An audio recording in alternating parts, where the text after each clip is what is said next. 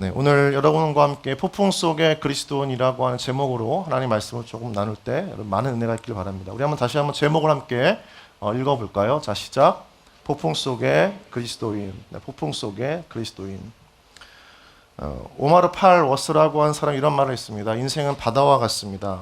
해안에 서서 바라보거나 그 엄청난 아름다움을 즐기면서 항해합니다. 그렇게 하더라도 폭풍에 빠질 위험이 있습니다. 우리는 인생을 바다를 항해하는 배와 같다는 말을 자주 듣기도 합니다. 또 바다라고 이야기하기도 합니다. 마치 출항을 앞둔 선원들이 안전한 항해를 기원하면서 하나님께 기도하는 것처럼 우리 인생에서도 늘 하나님께 기도하게 됩니다. 하나님, 모든 일이 잘 풀어지게 해주십시오. 하나님, 준비한 시험과 또 면접과 그 모든 자격증에 관련된 것들이 잘 이루어질 수 있도록 도와주십시오. 우리가 걸어가는 믿음의 삶 가운데에서 어떠한 어려움도 없이 평안하게 걸어갈 수 있도록 하나님께서 함께해 주십시오. 여러분, 그런데 인생이라고 하는 그 바다에서 우리의 기도와는 상관없이 우리에게 닥치는 광풍이 있습니다. 우리 인생에 불어닥치는 시련을 의미합니다. 예고 없이 밀려와서 갑자기 닥쳐오는 광풍이죠.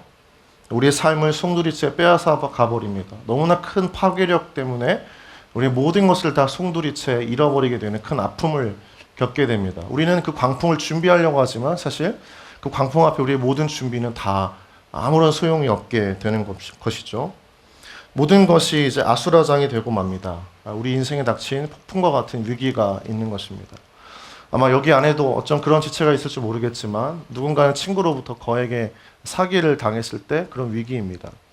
여러분, 나에게는 일어나지 않을 일이라고 생각했지만 20대와 30대에 암에 걸린 청년들을 전 참 많이 보았습니다. 여러분 친구들이고 가족들일 수 있는 것이죠.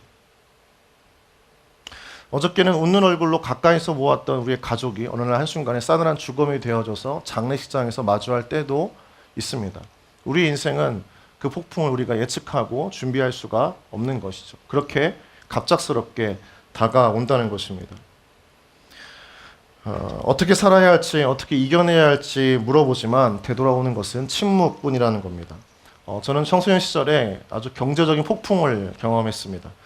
성공과 행복을 위해서 저희 아버지가 투자했던 그 다른 사업의 파트너가 저희 아버지를 등지고 사기를 쳐서 이론에 저희 가정은 약 한 10년 또는 15년 동안에 원치 않는 경제적인 폭풍의 시절을 보냈습니다. 그것이 모두 다 잠잠해질 때가 아마 거의 한 대학생 때쯤이었던 것 같아요. 10대 시절에 경험했던 것이 어느덧 훌쩍 흘러서 20대 중반과 후반에 이르러서야 조금 잠잠해지는, 우리에게 닥쳐오는 그런 인생의 폭풍들은 내가 정말 어쩔 수 없이 견뎌내야만 할 정도로 너무나 큰 시련과 어려움을 당하게 만듭니다.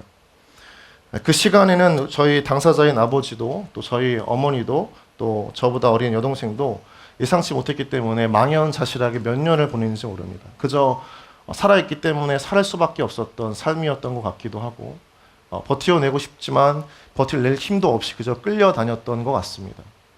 우리에게 닥쳐오는 인생의 폭풍은 다 그렇게 있는 것이죠. 예상하지 못했던 그 10대 시절에 경험했던 것이 아마 여러분에게도 그 어릴 적에도 아마 20대 또는 30대 인생에서도 언제든지 닥쳐올 수 있다는 것입니다. 이런 인생의 폭풍 속에서 자신만만했던 사람도요, 순간순간 두려움과 불안에 사로잡히게 됩니다. 왜냐하면 그 폭풍은 내가 지금 가지고 있는 전문성, 연륜, 어떤 믿음이라고 하는 그 모든 것들을 다 무력화시키기 때문입니다. 그만큼 굉장한 파괴력이 있는 것입니다. 모든 것이 다 무용지물이에요. 모든 것을 다 휩쓸어가 버리는 위기입니다. 오늘 본문의 제자들을 보면 그 제자들도 그러한 어려움을 당하게 됩니다. 그들에게 닥친 폭풍 속에서 이들이 가졌던 어부라고 하는 전문성, 또 어떤 가지고 있었던 바다에 대한 지식은 아무런 소용이 없게 되어져 버린 것입니다. 그래서 사역의 방향도 걸어갈 목적도 다 잃어버린 채 그저 주저앉아 있는 모습을 보게 됩니다.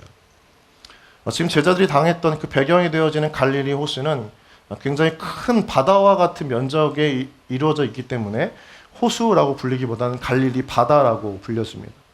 그런데 이 갈릴리 바다에서 항상 예상치 못한 광풍이 일어나고 그 광풍에 의해서 해일과 같은 커다란 집채만한 파도와 같은 일들이 닥쳐오고 밀려오게 되는 거죠. 오늘 본문은 제자들이 예수님과 함께 배를 타고 갈릴리 바다를 건너고 있던 중에 예상치 못한 광풍을 맞닥뜨리게 되는 장면입니다. 그들의 직업은 어부라서 아마 바다의 숱한 광풍을 경험해 보았지만 지금과는 또 다른 차원의 예상치 못했던 어려움 앞에 경험도, 연륜도, 지식도 완전히 소용이 없어져 버리는 그러한 상황에 놓이게 되는 거죠. 예고 없이 몰려오는 폭풍 앞에는 우리는 무용지물 됩니다. 그 혼란 속에서 두려움이 커져가고요. 그 두려움 안에 그들 안에 가장 작게 있었던 믿음조차도 아무런 소용이 없어지게 됩니다. 제자들에게 찾아온 이 광풍, 우리 인생에 찾아온 그 광풍 속에 우리는 어떤 믿음의 태도를 취해야 할까? 어떻게 그 광풍을 맞이하는 믿음의 관점을 가져야 할까? 오늘 말씀을 통해서 여러분에게 그 은혜가 있기를 주님의 이름으로 축원합니다. 오늘 말씀을 보면 첫 번째 우리가 주신 교훈은 무엇입니까? 함께 읽어보겠습니다. 자, 함께 띄워주시고요. 시작. 예수님과 함께하는 인생에도 폭풍은 불어옵니다. 예수님과 함께하는 인생에도 폭풍은 불어온다는 것이죠. 오늘 예수님과 제자들은 배를 타고 거라사인 지방으로 향하던 길이었습니다. 그래서 배를 타고 갈릴리를 건너는 중이었습니다. 이 여정은 잘 보시면 여러분 독특한 게 있습니다. 미안하지만 볼륨 조금만 줄여주시겠어요? 모니터 볼륨. 이 여정은 잘 보면 제자들이 요청한 게 아니라 예수님에 의해서 요청되어진 여정입니다. 우리 함께 35절부터 37절 말씀 같이 읽어보겠습니다. 시작. 그날 저물 때에 제자들에게 이르시되 우리가 저편으로 건너가자 하시니 그들이 무리를 떠나 예수를 배에 계신 그대로 모시고 가매 다른 배들도 함께 하더니 큰 광풍이 일어나며 물결이 배에 부딪혀 들어와 배에 가득하게 되었더라. 35절을 한번 다시 한번 좀 띄워주시겠어요?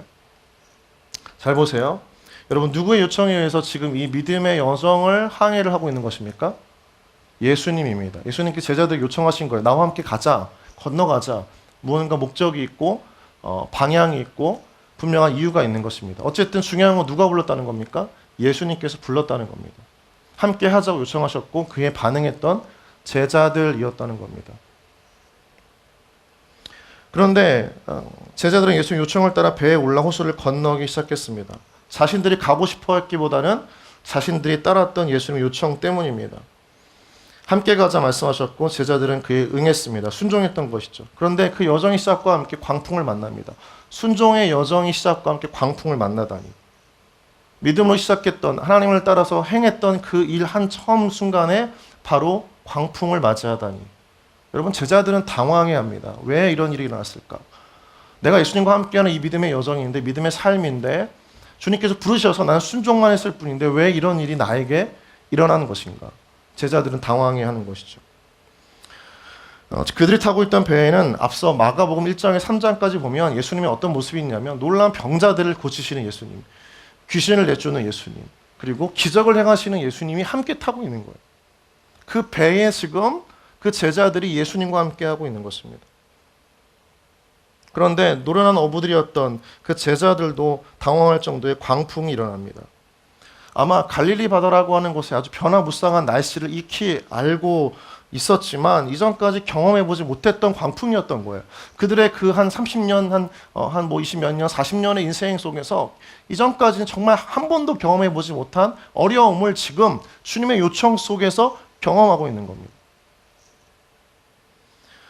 그럼에도 이들이 여기를 건너가자는 예수님의 요청에 응답했던 것은 아마 마음속에 어쩌면 이런 마음이 있었을 거예요. 폭풍이 오지 않을 것이라고 하는 자신의 어떤 예측이거나 또는 앞서 1장부터 3장까지 보여주셨던 예수님의 놀라운 기적이라면 그리고 그 능력이라면 이러한 일은 일어나지 않을 거야 라고 하는 그런 무한한 신뢰 때문에 주님의 요청에 응답해서 지금 갈릴리 바다를 건너고 있는 것입니다. 그런데 그 두 가지 모두 틀렸던 것이죠. 자신들의 경험도 또 예수님을 통해서 보장받고 싶어 했던 어떤 이 항해, 이 여정의 안전함도 모두가 다 틀린 기대가 되어져 버린 겁니다. 아무 소용없이 무너졌고 예수님께서 함께 하셨음에도 배가 흔들렸던 거예요. 마치 여러분의 인생이 믿음을 가지고 있지만 믿음이 있음에도 왜 내 인생이 이렇게 힘들고 어렵지, 위기가 닥쳐오지, 흔들리지 이런 고민하는 것처럼 제자들도 지금 이 순간에 그것을 경험하고 있는 겁니다. 여러분 그런데 여러분 질문을 한번 던지고 싶습니다. 여러분이 믿음을 가졌다고, 여러분 예수님과 함께 한다고 누가 여러분의 인생에, 여러분의 삶에 폭풍과 같은 위기가 없다고 누가 이야기했습니까? 하나님은, 예수님은 여러분에게 믿음의 인생을 걸어갈 때에, 이 그림은 이제 빛의 화가라고 하는 렘브란트가 그렸던 갈릴리 바다의 폭풍이라고 하는 그림입니다. 그림에 한번 자세하게 들여다볼 수 없는 크기지만 내용을 한번 나중에 찾아보시고 잘 그림을 보시면 이 그림 곳곳에 나와 있는 제자들의 얼굴을 보면 굉장히 불안해하고 있습니다. 심리적으로, 정서적으로 굉장히 불안정한 상황 가운데 놓여 있는 겁니다. 자신이 가진 모든 경험과 지식과 힘을 다해서 이 위기를 헤쳐나오려고 돛을 잡고 노를 젓고 방향을 붙잡고 하고 있고요. 서로에게 막 고함을 치면서 어떻게든지 이 상황을 헤쳐나오려고 하고 있습니다. 그런데 제자들이 경험한 것이 무엇이냐면 금세 자신의 경험과 체력과 모든 지식이 밑바닥이라는 겁니다. 아무것도 소용이 없구나를 경험하게 되는 거죠. 배에 물이 들어오기 시작합니다. 제자들은 아마 사력을 다해서 물을 퍼 올려서 어떻게든지 배가 가라앉지 않게 하기 위해서 온 힘을 다했을 거예요. 미친 듯이 정말 힘을 다해서. 그리고 노를 저어보기도 하고 목적지로 가보려고 했던 것입니다. 그런데 금방 온몸에 힘이 다 빠져버리고 탈진하게 됩니다. 여러분, 인생의 위기와 폭풍 속에 닥쳐올 때 우리의 노력이 그러합니다. 내가 내 힘으로 무언가 힘을 다해보려고 하지만 체력을 다해서 지식을 다해서 내가 가지고 있는 모든 것들을 다 동원해서 어떻게든지 힘을 내어서 돌파구를 마련해 보려고 하지만 그러나 우리는 곧 탈진합니다. 심리적으로 무너지고 정서적으로 메말라지고 체력적으로는 무너집니다. 우리는 가끔씩 그런 생각을 많이 합니다, 여러분. 아, 내가 최선을 다하면 뭔가 좋은 결과가 있을 거야. 아니요, 우리가 최선을 다해도 좋은 결과가 나타나지 않을 때가 참 많습니다. 우리는 이미 우리의 삶을 통해서 여러분의 그 한 청춘이라고 하는 20세부터 그 이후에 한 10년, 15년의 삶을 통해서 우리는 충분하게 겪었습니다. 우리가 최선을 다하지 않아도 그만큼 보상이 따르지 않을 때도 있다는 겁니다. 아무리 최선을 다해도 안 되는 일이 너무나 많은 거죠. 믿음으로 새로운 도전을 할 때 더욱이 하나님께서 원하시는 이런 확신을 가지고 시작하지만 그 닥쳐오는 위기 앞에서 우리는 그 믿음의 바닥이 드러나는 겁니다. 그리고 우리는 그때 깨닫습니다. 어떤 믿음입니까? 나의 믿음이 하나님 주신 믿음이 아니라 내가 만든 믿음이구나. 내가 예수님을 통해서 뭔가 보장받고 싶어하는 내 자기중심적인 믿음이 내 안에 있구나. 그것을 우리는 그 폭풍의 위기와 같은 순간에서 깨닫는 것입니다. 우리는 깨닫게 됩니다. 아, 내가 예수님과 함께라면 모든 것이 순탄할 거야. 아무 문제 없을 거라고 착각했던 그 믿음이 얼마나 정말 허황되고 껍데기 같은 믿음인지를 인생의 폭풍 속에서 경험하게 됩니다. 오늘 제자들이 겪은 인생의 광풍 속에서 우리가 기억해야 될 것이 있다면 앞서 말했듯이 예수님은 그분과 함께하는 그 믿음의 삶과 여정 또 그것이 아닐지라도 여러분의 인생 속에서 폭풍이 없다라고 말씀하지 않으셨다는 겁니다. 그럴 거면 굳이 구약의 요셉이 또 욥이 또 사도 바울이 박해를 당할 일도 그것을 기록할 일도 없었겠죠. 함께 하셨지만 우리는 그런 폭풍을 맞이할 때가 분명히 있는 겁니다. 주님께서 말씀하시는 건 무엇입니까? 그런데 그 상황 속에서도 나는 함께 하겠다는 겁니다. 나는 함께 하겠다. 우리 요한복음 14장 16절 말씀 같이 한번 읽어보시겠습니까? 시작. 내가 아버지께 구하겠으니 그가 또 다른 보혜사를 너희에게 주사 영원토록 너희와 함께 있게 하리니. 함께 있게 하리니. 내가 아버지께 구하겠으니까 너희가 앞으로 인생의 폭풍을 겪을 일 따위는 없을 거라고 말씀하신 게 아닙니다. 언제든지 영원토록 너희와 함께 하겠다. 여러분, 위기와 고난을 닥쳐오고 맞이하게 될 때 우리 모든 관계가 끊어집니다. 도와줄 사람이 없습니다. 그런데 그 한가운데 계시는 분이 있습니다. 하나님이십니다. 여러분이 믿는 하나님, 여러분이 의지하는 하나님은 여러분이 위기와 어려움 가운데 빠져 있을 때에 여러분 곁을 떠나는 분이 아닙니다. 도망치는 분이 아닙니다. 무언가 나에게 달랄까 두려워해서 걱정해서 도망치시는 분이 아니라 피하시고 외면하시는 분이 아니라 그 한가운데 계시는 하나님이심을 믿으시기 바랍니다. 여러분, 그래서 하나님이 우리의 가장 든든한 동반자요 우리 인생의 가장 좋은 친구가 되는 것입니다. 하나님은 여러분에게 그런 동역자와 친구 되시기를 원하시는 것이죠. 믿으십니까? 우리 옆 사람의 어머니를 좀 이렇게 고백할까요? 당신에게 하나님은 가장 좋은 친구입니다. 한번 고백합니다. 시작. 당신에게 하나님은 가장 좋은 친구입니다. 그래서 여러분, 신앙이라고 하는 것은 무엇일까요? 인생의 위기가 아무것도 없을 것이라고 하는 믿음을 가지고 살아가는 게 아니고요. 신앙이라고 하는 건 우리가 하나님을 믿는 건 그 인생의 위기 속에서도 나와 함께 하시는 하나님이 계심을 믿는 고백입니다. 믿으십니까? 그 속에서 나와 함께 하시는 분이 하나님이구나. 그 하나님 한 분만은 나와 함께 하시는구나 라고 하는 걸 믿는 것이 신앙이라고 하는 것이죠. 그 은혜가 여러분 가운데 있기를 다시 한번 주님의 이름으로 축원합니다. 두 번째 한번 메시지 함께 읽어보도록 할까요? 자, 시작. 예수님은 평안을 보여주십니다. 다시 한번 읽겠습니다. 시작. 예수님은 평안을 보여주십니다. 폭풍은 무섭고 두렵습니다. 아마 여러분 우리가 바닷가에 있기 때문에 여러분들이 어떤 분에게는 또 그 가족에게는 이런 폭풍이나 태풍과 같은 일들을 경험한 가족들도 있을 것입니다. 또 그런 일들이 빈번하게 일어나기도 하는 곳이 이 지역이기도 합니다. 그런데도 폭풍은 무섭고 두렵습니다. 경험했지만 더 두렵습니다. 맞닥뜨렸지만 비켜 지나간 것 같지만 다시 마주할까 더 두려워하는 것이 폭풍입니다. 그 폭풍 속에서 인간은 나의 한계를 철저하게 깨닫게 되기 때문입니다. 그런데 여러분 이 상황 속에서 더 마음을 어렵게 하는 게 있습니다. 무엇이냐면 그 상황 가운데 폭풍과 같은 그 한 중앙에서 왠지 모르게 하나님은 침묵한다는 것 같습니다. 하나님은 침묵하시는 것 같구나라는 생각 때문입니다. 우리 함께 38절 말씀 같이 한번 읽어볼까요? 자, 시작. 예수께서는 고물에서 베개를 메고 주무시더니 제자들이 깨우며 선생님이여 우리가 죽게 된 것을 돌보지 아니하시나이까 하니. 광풍이 불어닥칩니다. 근데 광풍과 함께 큰 물결이 배에 밀려옵니다. 그 밀려오자 그것을 보았던 제자들의 신앙의 중심을 잃어버리기 시작합니다. 그들의 믿음이 송두리째 흔들렸던 것이고 뽑혀졌던 것입니다. 그 신앙의 중심이 흔들리면 방향을 잃어버립니다. 방향을 잃어버리면 갈 길을 몰라서 헤매게 됩니다. 헤맨 후에는 어떻게 될까요? 헤매다가는 죽게 됩니다. 여러분 우리가 사막에서 가야 할 방향과 목적지를 잃어버릴 때 뺑뺑 제조를 맴돌지 않습니까? 그러다 어떻게 되죠? 메말라 죽습니다. 우리 인생도 마찬가지인 거죠. 신앙의 중심이 송두리째 빼앗겨져 버린 것 같은 상황이 들면 길을 잃어버리고 방황하게 되고 맴돌다가 죽을 것 같습니다. 인생의 길을 잃어버린 인간이 방황을 하다 보면 마지막에 그런 생각을 하는 거예요. 죽고 싶다. 또는 죽을 것 같다. 근데 여기서 멈추는 게 아니라 정말 죽은 사람도 자신의 생명을 스스로 끊는 사람들도 그런 청년들도 많습니다. 그럼 청년들이 왜 그렇게 자살률이 높죠? 자신의 인생에서 길을 발견하지 못했기 때문입니다. 어떻게 살아야 될지, 어디를 걸어가야 할지, 어떤 삶의 방향을 가지고 가져야 할지를 모른 채 방황하다가 허무한 인생이라고 생각해서 스스로의 생을 끊게 되는 일들이 참 많은 건 아닙니까? 사람은 인생의 폭풍이 닥쳐오면 아직 죽지 않았지만 스스로 단정하는 게 있어요. 아, 죽었구나. 죽었구나. 그것이 믿음이 있고 없고를 떠나서 모두가 인생의 폭풍 속에서 직면하는 우리의 본성입니다. 그러니까 아직 끝나지 않았는데 끝났다 생각하는 거예요. 망하지 않았는데 어떻게 생각하죠? 망했다. 이렇게 생각을 하는 겁니다. 그건 뭡니까? 생각으로 벌써 우리의 삶을 단정 짓는 겁니다. 여러분 참 그런 생각 많이 했을 거예요. 그런 말 많이 했을 겁니다. 아, 망했다. 끝났다. 못하겠다. 죽고 싶다.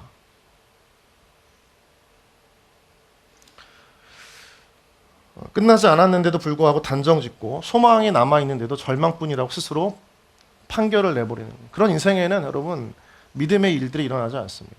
믿음은 그 끝자락, 절망의 끝자락에서 소망을 놓지 않는 것이 믿음입니다. 그 사람에게 하나님께서 역사하시는 것이죠. 오늘 말씀을 보면 제자들은 죽지 않았습니다. 그럼 죽었습니까? 죽었어요? 대답해 보세요. 죽었습니까? 죽지 않았습니다. 그런데 무엇이라고 이야기를 합니까? 38절 보면 우리가 죽게 된 것을 돌보지 아니합니까? 스스로 죽었다라고 끝났다라고 단정 짓습니다. 제자들의 마음에 두려움이 몰아닥친 것이죠. 두려움이 그들의 마음 가운데 신앙의 중심, 믿음의 중심, 소망을 빼앗아 버린 겁니다. 여러분 사단의 시험과 유혹이 어디서 오죠? 사단의 가장 중요한 시험은, 가장 매혹적인 시험은 없는 것을 있는 것처럼 포장합니다. 물질을 가지면 행복할 것 같았는데 그 안에 굉장히 공허합니다. 이성을 통해서 뭔가 내가 내 사랑의 결핍을 채울 수 있을 것 같았는데 그러나 그 사람이 있어도 더 공허해지고 외로워지는 것을 경험합니다. 사단의 시험은 없는 것을 있는 것처럼 포장하는 겁니다. 매력적이지 않았는데 매력적이게 포장하게 만드는 겁니다. 그걸 취하게 하고 즐기게 하고 누리게 합니다. 그래서 많은 타락으로 이어지고 인간의 죄성이 부패로 이어지는 것이죠. 또 다른 것은 무엇입니까? 닥쳐오지 않은 일을 이미 닥친 것처럼 우리의 생각과 판단을 흐리게 해서 믿음을 잃어버리게 한다는 겁니다. 제자들이 그랬던 거죠. 닥쳐오지 않았습니다. 아직 죽지 않았어요. 아직 살아있습니다. 그런데 죽게 되었다고 스스로 속이는 것입니다. 믿음이 흔들렸기 때문인 겁니다. 그러니까 주무시는 예수님을 보고 소리를 지르는 거예요. 뭐야? 예수님 저 죽어요. 저 죽어요. 왜 안 도와주세요? 저 죽어요. 이렇게. 여러분, 그런데 오늘 말씀을 보면 예수님께서는 즉각적으로 말씀하지 않습니다. 왠지 좀 침묵하고 계시는 것 같아요. 누군가에게는 이런 상황 속에서 뭔가는 좀 죽어요. 저 죽을 끝날 것 같아요. 망했어요. 도와주세요. 라고 이야기하는데 예수님의 응답이 없는 것처럼 느껴집니다. 하나님 일하심도 없고 해결하시는 것도 보이지 않아서 굉장히 답답해합니다. 근데 여러분, 우리가 기억할 것이 있습니다. 주님이 침묵하신다고 해서 주님의 능력이 없어지는 것도 아니라는 겁니다. 주님이 침묵하신다고 해서 주님이 일하시지 않는 것도 아니라는 겁니다. 주님이 아무것도 무언가 액션을 취하시지 않는 것 같아서 그것 때문에 나를 돌보시지 않는다고 착각해서도 안 되는 것입니다. 주님이 나의 삶을 책임져 주신다는 믿음을 가진 그리스도인은요, 결국 그 문제 때문에 하나님에 대한 믿음을 흔들리거나 잃어버리지 않습니다. 오히려 그 문제 속에 함몰되지 않습니다. 왜냐하면 그들을 보는 예수님의 침묵이 아니라 그들을 바라보는 예수님의 평안의 눈을 응시하고 있기 때문입니다. 38절 같이 한번 다시 한번 읽어볼까요? 시작. 예수께서는 고물에서 베개를 베고 주무시더니. 여러분, 이 사건을 잘 보면 동일한 사건이 마가복음에도 있지만 누가복음에는 또 다른 아주 중요한 타이밍에 이러한 사건이 일어났음을 보여주고 있음을 기록합니다. 누가가 기록하고 있는 거죠. 우리 8장 13절 말씀 같이 한번 읽어볼까요? 자, 시작.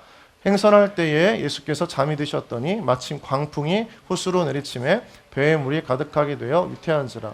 여러분, 마침 어떤 일이 일어납니까? 광풍이 호수에 내리치는 거예요. 언제요? 예수님이 잠이 드시자마자 일어난 것입니다. 예수님께서 잠이 드시자마자 아무것도 하지 않는 것처럼 보이는 순간에 이 광풍이 제자들에게 몰아닥쳐 오는 것입니다. 제자들에게는 그 예수님이 고요하게 주무시는 것을 함께 누릴 그런 믿음의 여유가 없었던 것입니다. 닥쳐오는 그 광풍 앞에 예수님의 그 평안을 누리기보다는 그 평안을 빼앗긴 채 그저 두려움에 떨면서 믿음이 산산조각 나는 경험을 지금, 그 시험을 지금 당하고 있는 것이 제자들의 모습이라고 할 수 있는 것이죠. 그런 순간 문제에 딱 빠지자, 폭풍 속에 딱 빠지자, 거기에는 예수님이 나와 함께 하시고 있다라고 하는 믿음을 잃어버리자 이들은 예수님의 그 주무심, 침묵하심, 그 평안하심이 굉장히 불편해합니다. 불편한 시선으로 바라봐요. 왜 주무시고 계시지?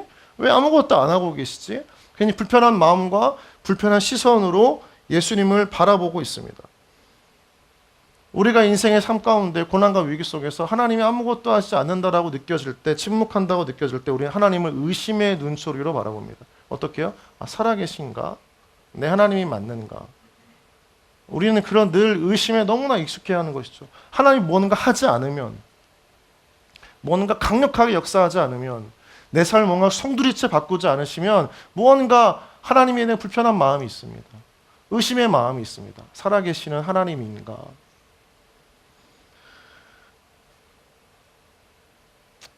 그런데 여러분, 믿음의 눈으로 잘 본다면 오늘 주무시는 예수님의 모습은 다르게 바라볼 수가 있는 거예요. 믿음이 송두리째 빼앗겨져 버렸기 때문에 제자들은 이 예수님의 주무심이, 침묵하심이, 평안하심이 불편했지만 믿음의 눈으로 잘 보면 그 예수님을 잘 한번 여기 말씀을 잘 보세요. 어떻게 주무실 수가 있는가? 다른 말로 하면 세상의 그 어떤 폭풍과 같은 인생의 위기와 역경도 하나님 안에 있는 평안을 흔들 수가 없는 것입니다. 믿으십니까? 그게 믿음의 눈이에요. 그걸 보는 거예요. 믿음의 시선은 세상의 문제가 아니라 그 세상 한가운데에서도 고요하게 잠잠하게 그 상황 속에 계시는 주님을 보는 것이 믿음의 눈이 되는지 믿으시기 바랍니다. 여러분, 인간은 문제가 닥쳐오면 해결하려고 해요. 그 문제에 빠져들거나 함몰돼요. 매몰돼요. 그런데 더 중요한 건 무엇이냐면 그 문제 속에도 여전히 하나님께서 고요하게 함께하고 계심을 보는 믿음을 가질 때에야 문제를 이겨내는 능력이 우리 가운데 임하는 줄 믿으시기 바랍니다. 그래서 여러분, 인생의 폭풍은요, 여러분에게 닥쳐오지 않으면 좋겠지만 닥쳐오더라도 그것은 그 예수님의 평안을 경험할 수 있는 너무나 절호의 은혜의 타이밍이 되는 것입니다. 태풍은 모든 것을 휩쓸고 지나가는 그 파괴하는 바람이지만 그 중심은 어떻죠? 굉장히 고요합니다. 우린 그것을 태풍의 눈이라고 이야기합니다. 그래서 그 태풍의 눈이라고 하는 것은 무풍지대죠. 바람이 없는 거예요. 그러니까 더 이상 휩쓸고 갈 것도 없고 그런 힘도 없는 겁니다. 굉장히 고요한 것입니다. 우리 믿음의 눈은 항상 그 문제 속에서 태풍의 눈과 같이 아무런 바람이 불지 않을 정도로 고요한 예수님을 보는 겁니다. 그러라고 우리 가운데 믿음을 주신 거예요. 여러분에게 그 자그마한 믿음을 주신 이유는 그 문제 속에 너무나 크게 보여지는 그 문제 속에서도 너무나 고요하게 계시는 예수님을 통해서 평안을 얻으라고 주신 것입니다. 믿음은 그런 능력이 있고 힘이 있고 그런 복이 되는 것입니다. 그래서 폭풍 속에서 예수님 침묵하시는 것이 아니라 평안의 눈으로 우리를 바라보신다라고 하는 것을 분명히 기억해야 됩니다. 주무시는 것 같지만 그 평안을 가지고 우리를 바라보고 계시는 거예요. 평안을 주기를 원하시는 겁니다. 여러분, 우리가 흔히 하나님 앞에서라고 하는 그 라틴어라가 있죠. 코람데오라는 말 아십니까? 코람데오. 코람데오의 코람이라고 하는 그 단어의 뜻은 무엇이냐면 눈동자 앞에서입니다. 어떤 눈동자요? 하나님의 눈동자 앞에서. 그 얘기는 무엇입니까? 하나님께서 우리를 끊임없이 지켜보신다는 거예요. 우리에게 믿음은 그 하나님 지켜보시는 하나님, 우리를 보호하시는 하나님을 마주하는 것입니다. 그럴 때 우리 안에 하나님께서 보여주시는 평안과 보호하심의 은혜를 우리도 누리는 것입니다. 문제가 해결되어서가 아니라 그 안에 그 문제보다 더 크신 하나님이 지금 나를 지켜보시는구나. 그 믿음만 있다면 어떤 문제이든지 우리는 넘어갈 수 있고 이겨낼 수 있는 그 힘이 우리에게 주어지는 줄 믿으시기 바랍니다.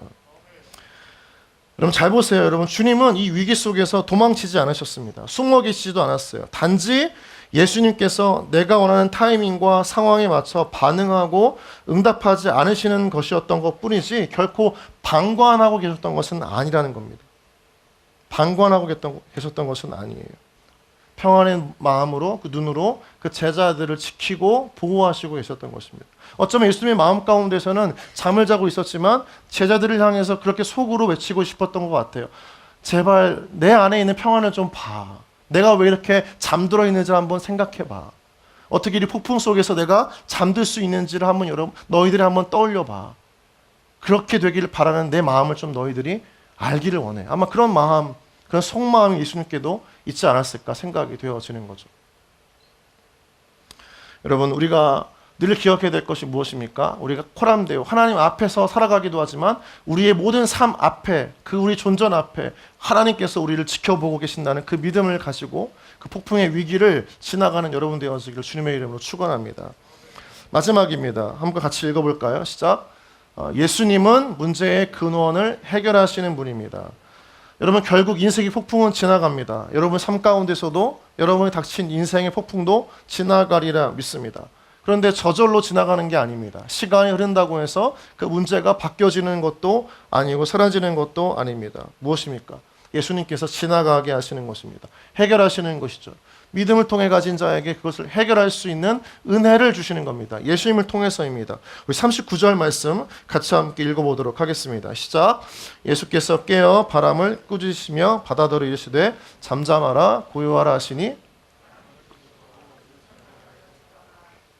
주님께서 제자들의 다급한 요청에 깨어서 바람을 꾸짖습니다. 여러분 잘 보세요. 되게 중요한 포인트입니다.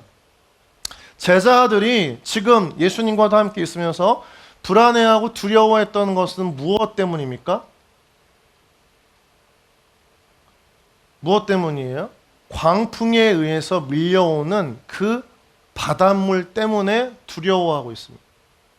배 안에 점점점 차오르는 그 물, 걷어도 퍼올려도 끊임없이 들이치는 그 물, 광풍에 의해서 끊임없이 몰려오는 그 파도와 같은 물 때문에, 그 위기 때문에 지금 제자들의 마음은 두려워하고 있어요. 여러분, 이 물, 넘치는 물, 우리에게 들이닥치는 물은 여러분 문제의 현상입니다. 원인은 무엇이에요? 무엇 때문에 지금 배 안으로 우리 인생의 문제가 몰려오고 있는 것입니까? 광풍 때문이죠. 바람 때문입니다. 우리는 이 현상에 몰두하지만 예수님은 잘 보세요. 예수님께서 뭐라고 말씀하십니까? 모든 이 들이치는 물기라 파도야 잠잠하라 말씀하십니까? 무엇을 가장 먼저 꾸짖고 계시죠? 바람입니다. 예수님은 우리 삶 가운데 닥쳐오는 모든 인생의 폭풍과 같은 그 위기 속에서 현상이 아니라 그 일이 일어나는 원인을 알고 계신다는 거예요. 왜 그 일이 지금 일어나는지를 알고 계시고 그것을 해결하실 분은 오직 예수님 한 분뿐이라는 겁니다. 예수님은 모든 물아 물러가라, 바다야 잠잠해져라 말씀하시기 전에 먼저 바람을 꾸짖으셨어요. 그 문제를 통치하시고 다스리시고 주님의 권위 아래에 있다는 것을 말씀을 통해서 깨닫게 해주시는 거예요. 제자들로 하여금 너희들이 지금 문제에 빠져 있지만 더 중요한 건 문제의 근원이 되는 저 광풍을 내가 다스릴 수 있는 놀라운 능력이 나에게 있음을, 주님께 있음을 제자들에게 보여주신 것입니다. 즉 무슨 말입니까? 모든 상황의 통치권이 누구한테 있다는 겁니까? 하나님, 예수님께 있다는 거예요. 통치권, 그 근원, 해결책, 키포인트, 모든 열쇠를 다 하나님이 갖고 계심을, 예수님께서 갖고 계심을 오늘 본문 말씀을 통해서 알려주는 겁니다. 여러분, 우리는 문제가 딱 닥치면 문제의 근원을 잘 몰라요. 왜 일이 일어났는지를 정말 어렵게 파고들지만 그래도 잘 몰라요. 왜 일이 일어났는지를 알 수가 없어요. 왜요? 우리 인생에서는 매일 내가 알 수 없고 내가 다 이해할 수 없는 일들이 너무나 많이 일어나잖아요. 그렇지 않습니까?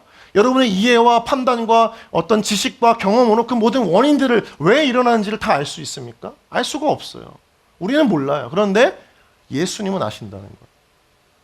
여러분, 그래서 우리가 인생이 평탄하려면, 행복하려면 가장 먼저 누구를 의지해야 되냐면 내가 아니라 예수님이 되는 거예요. 예수님 문제의 근원을 아시니까. 그 모든 문제도, 내가 할 수 없는 고난도 위기도 다 예수님이라고 하는 하나님의 온전한 통치 속에 있기 때문인 겁니다. 바람을 꾸짖으시잖아요. 내 아래에 있다는 걸 보여주시는 거예요. 제자들에게 드러내시는 겁니다. 여러분, 지금 이 훈련이, 이 시험이 제자들에게 왜 일어났을까요?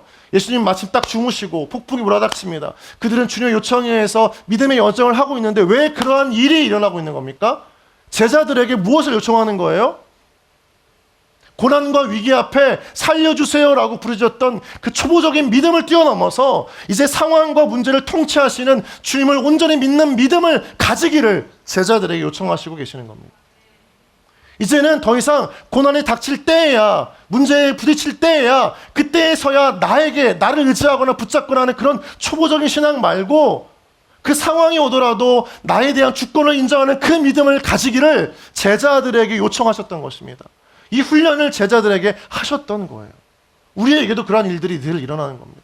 여러분, 우리가 위기와 고난 가운데 늘 하나님 살려주세요, 해결해주세요라고 하는 그런 아주 초보적인 신앙과 믿음만 있다면 여러분, 우리는 그 시험의 연속이에요. 인생은 계속 그래요. 그런데 그것을 벗어나서 그 상황 가운데 문제가 해결되지 않더라도 하나님께서 그 문제의 근원 되신 것을 통치하시고 다스리시고 해결하실 분이라는 것을 믿는 믿음을 가지면 이제 업그레이드 되는 거예요. 여러분의 믿음이, 신앙이 그렇게 성숙되어지고 성장되어지는 은혜가 있기를 주님의 이름으로 축원합니다. 하나님께서 우리 가운데 그런 계속해서 폭풍과 인생의 위기를 통해서 우리를 단련시키시는 이유는 더 나은 믿음을 위한 거예요. 해결하기 위한 믿음이 아니라, 붙드는 믿음이 아니라, 불나서 이제 급하게 꺼야 되는 기도가 아니라 모든 삶의 통치자가 되시는 하나님을 인정하고 고백하는 하나님의 주권을 가지는 그 믿음을 우리에게 요청하시는 하나님의 훈련이라는 겁니다. 여러분, 믿음은 가장 중요한 게 무엇입니까? 어떠한 상황 속에서도 하나님을 향한 신뢰가 가장 중요한 믿음의 근원이에요. 하나님 함께 하신다. 하나님 나와 함께 하신다. 침묵하시는 게 아니라 그럼에도 함께 하신다. 잠을 자시는 것 같지만 그럼에도 아니라 하나님께서 평안함으로 날 지키고 계신다. 날 바라보신다. 그 믿음을 가지는 것이 우리 가운데 가장 중요한 믿음의 훈련이자 태도이자 연습인 줄 믿으시기 바랍니다. 여러분, 로드십이 중요한 거예요. 로드십. 하나님의 주권. 하나님의 주권. 공동체도 마찬가지인 거예요. 공동체에 어려움이 없겠습니까? 임원들에게, 셀직이들에게, 셀에, 여러분의 인생에, 가정에 어려움이 없겠습니까? 다 있습니다. 아까 이야기했잖아요. 모든 폭풍은 하나님께서 함께 하셔도 오는 거예요. 그런데 중요한 건 무엇입니까? 그때 우리 안에 이 문제 속에서도 하나님에 대한 통치를 고백하고 인정하냐. 그 믿음을 가진 자에게 폭풍은 지나가는 것입니다. 여러분에게 그 은혜가 있기를 주님의 이름으로 축원합니다. 여러분의 마음에 하나님에 대한 주권을 온전히 인정하는 그 믿음을 통해서 폭풍을 지나쳐가는, 해결해 가시는 하나님을 경험하는 여러분 되어지기를 주님의 이름으로 축원합니다. 견고해집니다. 제자들의 믿음은 더욱 단단해집니다. 41절 같이 한번 우리 읽어보도록 하겠습니다. 한 목소리로 읽습니다. 시작. 그들이 심히 두려워하여 서로 말하되 그가 누구에게 바람과 바다도 순종하는가 하였더라. 제자들의 믿음이 변화되어집니다. 하나님의 통치가 이 문제 속에서 내가 경험할 수 없는, 내가 맞닥뜨린 그 인생의 한계 속에서 통치되어지고 다스려지고 있음을 경험하니까 믿음이 바뀌어지는 겁니다. 심히 두려워합니다. 여기서의 그 두려움은 하나님에 대한 어떤 두려움, 떨림, 나를 어떻게 하실까에 대한 두려움이 아니 경외감이. 정말 놀라운 분이구나. 정말 하나님 살아계신 분이구나. 그것을 이 인생의 폭풍의 위기 한가운데에서 경험하는 제자들이 되었다는 것입니다. 여러분, 이 과정을 지나쳐가기를 주님의 이름으로 축원합니다. 그 폭풍 한가운데에서 여러분의 믿음의 입술을 통해서 정말 하나님에 대한 경외와 하나님에 대한 온전한 존중과 하나님에 대한 신뢰가 살아계신 하나님을 고백하는 그 믿음의 고백이 여러분 가운데 임하기를, 고백되어지기를, 넘쳐나기를 다시 한번 주님의 이름으로 축원합니다. 사랑하는 여러분, 이 제자들에게 주님께서 이 광풍이라고 하는 시험을 허락하신 이유는 그들의 믿음이 한 단계 성장하시기를 원하셨기 때문이에요. 왜요? 더 많은 일들을 함께 해야 되기 때문입니다. 더 많은 복된 통로가 되기 위해서 더 많은 단련이 필요한 것입니다. 더 많은 깊은 고통의 훈련, 상처와 어려움의 시간이 길어질수록 우리는 기대해야 됩니다. 하나님이 얼마나 나를 쓰시려고 이렇게 단련시키시는가, 얼마나 나로 하여금 하나님을 천천히 의지하게 하는 그 믿음을 하나님께서 일으키시는가. 그것을 통해서 하나님께서 분명히 여러분을 사용하시고 여러분을 통해 복의 통로가 되는 은혜를 주실 줄 믿습니다.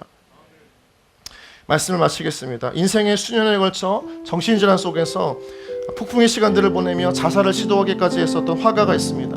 서양 미술사의 가장 위대한 족적을 남긴 한 명으로 꼽히는 반 고흐입니다. 그는 인생의 모든 순간순간마다 폭풍의 시간을 겪으면서 한 가지 아주 중요한 교훈을 깨달았어요. 그것이 무엇입니까? 바로 이러한 고백입니다. 사람의 마음은 바다와 많이 닮아서 폭풍도 있고 밀물과 썰물도 있습니다. 그러나 그 깊은 곳에 진주도 있습니다. 여러분, 우리에게 진주는 무엇입니까? 예수 그리스도예요. 우리 안에 인생에 밀물과 썰물이 있어요. 들어올 때가 있고 나갈 때도 있습니다. 회복할 때도 있고 불행할 때도 있습니다. 고난이 있을 때도 있고 평안할 때도 있습니다. 그게 인생입니다. 그걸 거부하잖아요.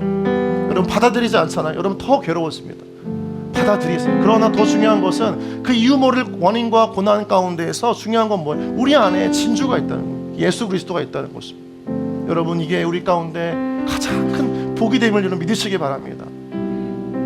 하나님께서 여러분 가운데 그렇게 축복하셨어요. 여러분이 어떠한 인생이든지 지금 어떤 인생을 살고 있든지 그게 중요한 게 아니라는 거예요.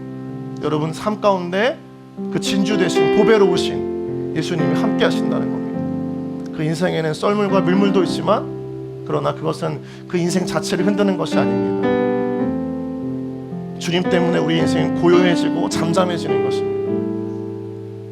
사랑하는 여러분, 우리 모든 청년의 인생은 폭풍우와 같습니다. 모든 것이 다 어렵습니다. 다 무너지고 있는 것 같고 왜 이렇게 힘든지, 나만 힘든지, 나만 괴로운지, 나만 상처를 받는지 모르겠습니다. 밀물도 있고 썰물도 있습니다. 아무것도 없는 공허한 시간들도 있습니다. 그런데 여러분 기억하세요. 여러분에게 하나님이 함께 하세요. 진주예요. 그 모래 속의 진주. 모래와 같이 산산이 부서진 여러분의 마음 속에 가장 중요한 진주 하나님이십니다. 그게 여러분에게 가장 큰 복이 되기를 주님의 이름으로 축원합니다.